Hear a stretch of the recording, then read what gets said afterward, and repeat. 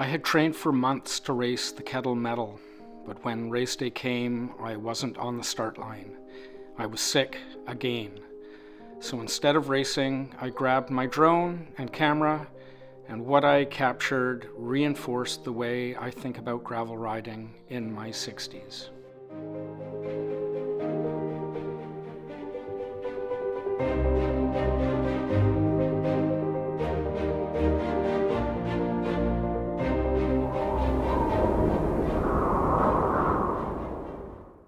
I've been deputized today to take videos during the event. No pressure. Why are you taking video? Because Jeremy's too sick to race today. I'm very looking forward to this. Good. A ride in Canada, day out with a good friend. Perfect. Okay, I've given Catherine the GoPro today. It's too much for me. I'm very, very afraid. I'm not optimistic. I think that's one of the things I really love about these events that Dean is putting on, is they're really grassroots. They're quite low-key. There's a magic to race morning. The quiet tension, the last-minute gear checks, the nervous laughter. Even though I wasn't racing, being in that energy again reminded me why we come out for these events, even in our 60s. The 50-kilometer event has just started. We got a group of about 50 people. Like to see us safe and sound back at our finish line. So 50 kilometers. The Kettle Mettle isn't a race filled with pros.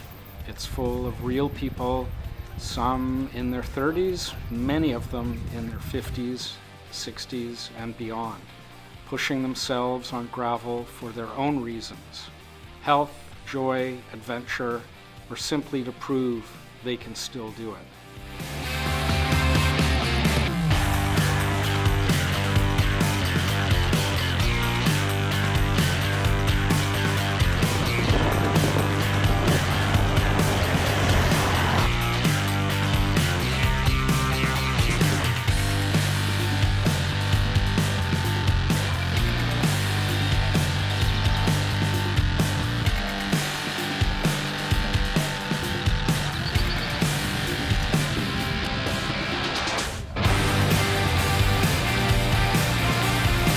How you doing?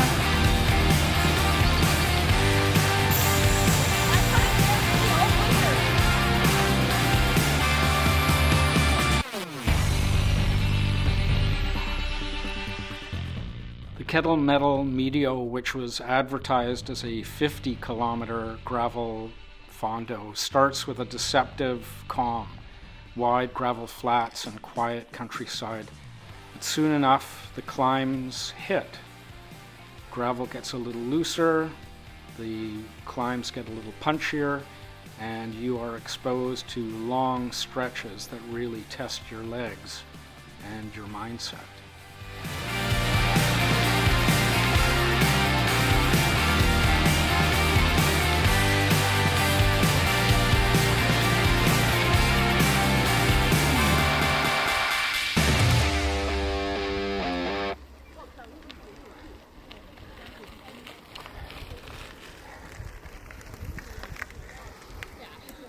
Watching Catherine ride with Karen and Steph was a highlight.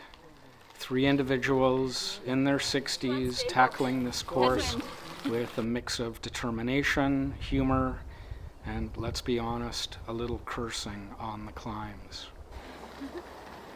I don't know if I want you taking my picture.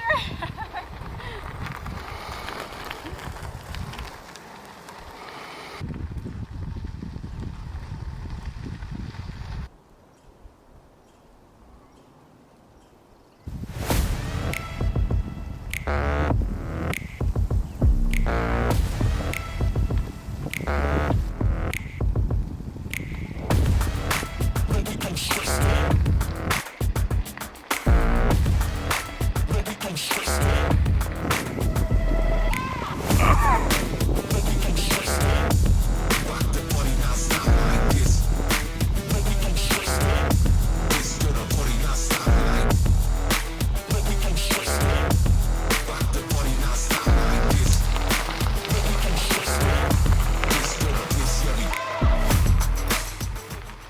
think everybody was surprised by this course. Certainly Catherine and I were under the impression that a good portion of this ride was going to be on the KVR. As it turns out, only a small portion is on the KVR. The ride took riders up on Forest Service roads, up in behind Princeton, and they turned out to be absolutely amazing. The gravel was pristine, and the views of Princeton and the surrounding area was just spectacular.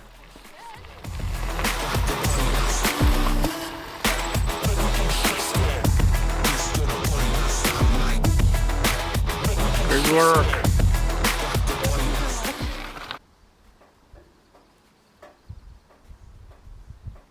Getting sick again was hard. It's one thing to miss a ride, another to miss a race.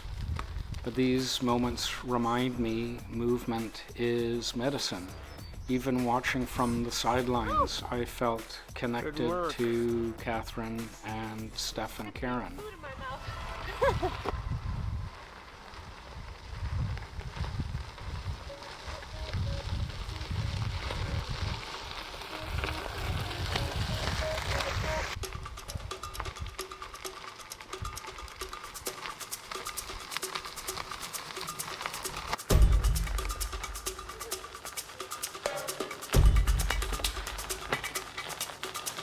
You're making me smile. That's a good thing. I'm dying, but I'm smiling.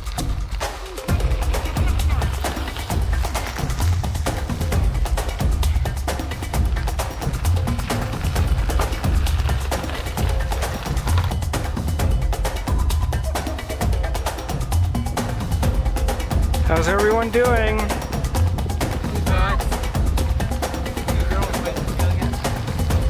You're almost at the front of the pack. You tried to rope in our head. Trade wheels.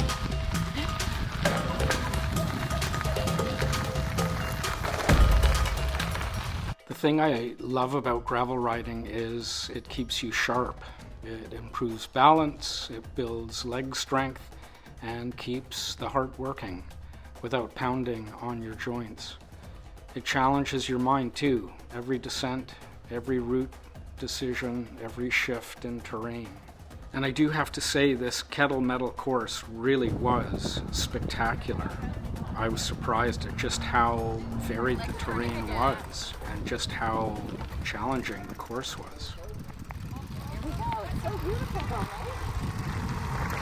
There's no one type of gravel rider. I was surprised at the number of older riders that I saw taking part in this race. The point is, speed is not part of these types of gravel events. It's just about showing up and getting in a good workout. I think that's why Catherine and I have really enjoyed the shift from triathlon over to gravel riding. There isn't that same pressure or competitiveness. People are obviously there just to get out into nature and to have fun. That's what's so appealing about gravel riding. And to do a course like this where you're introduced to new routes that really are amazing is quite special.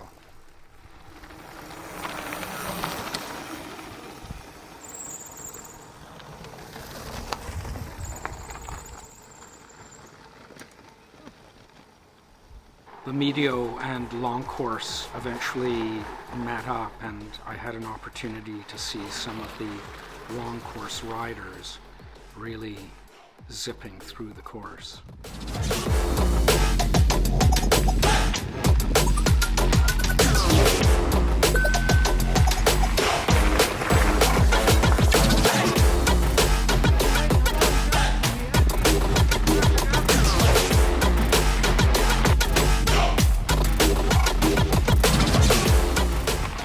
Even moderate gravel riding gives your heart a good workout. It keeps your cardiovascular system strong without pounding or the impact of running or jumping. It's not just your legs that get a benefit, your brain gets a boost as well. Cycling is linked to sharper thinking, less anxiety, and even a lower risk of cognitive decline. It improves memory, focus, and overall cognitive function.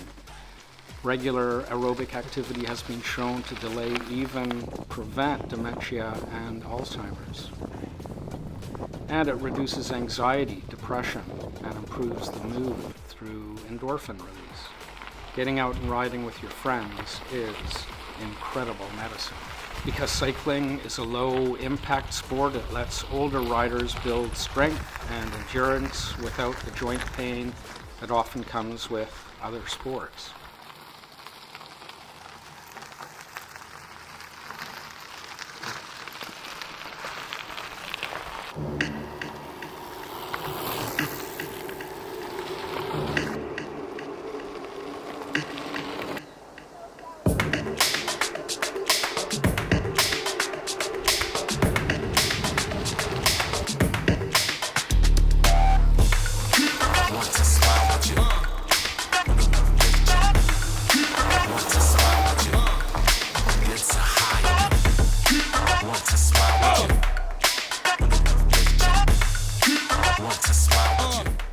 Cycling strengthens legs, glutes, hips, and core muscles, areas that naturally weaken with age.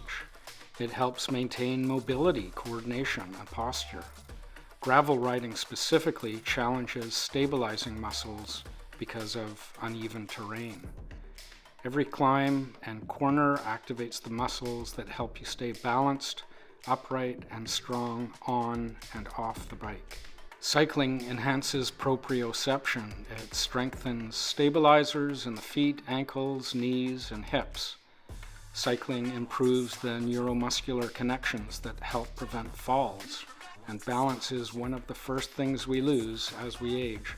But cycling trains it gently, consistently, and in real-world conditions.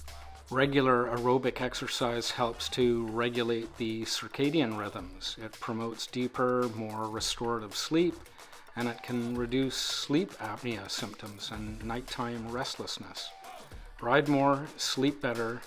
It's really that simple. Regular movement helps your body wind down at night and stay alert during the day. And of course, regular exercise on the bike helps with weight management. From Las Vegas, congratulations. And timing is everything. Carrie Payne from Las Vegas.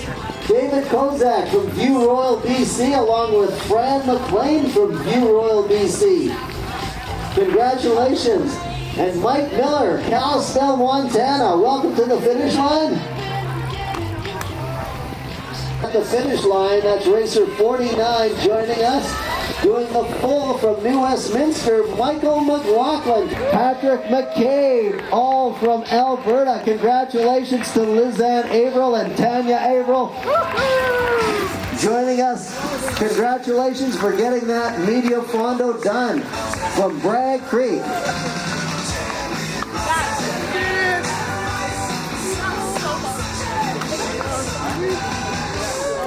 Performance, racer number 14, Gareth Cobwood, rocking it out of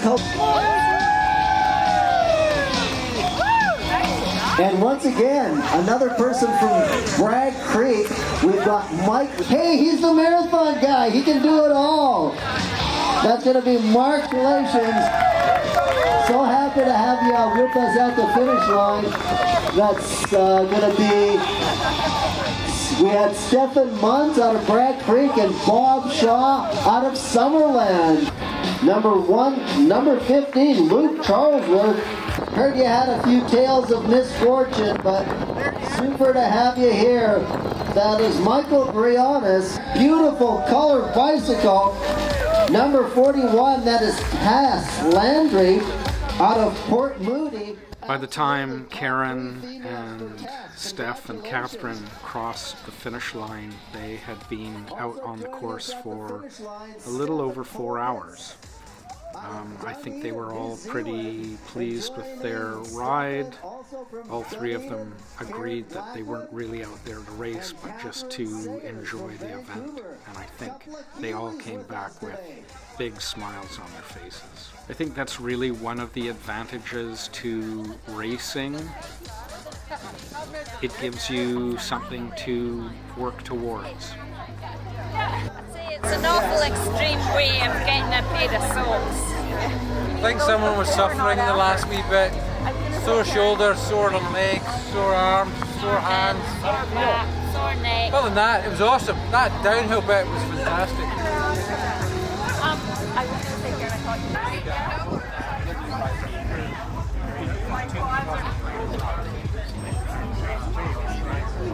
If you like this video, please give it a thumbs up. Consider subscribing to the channel. And until we ride again, take care.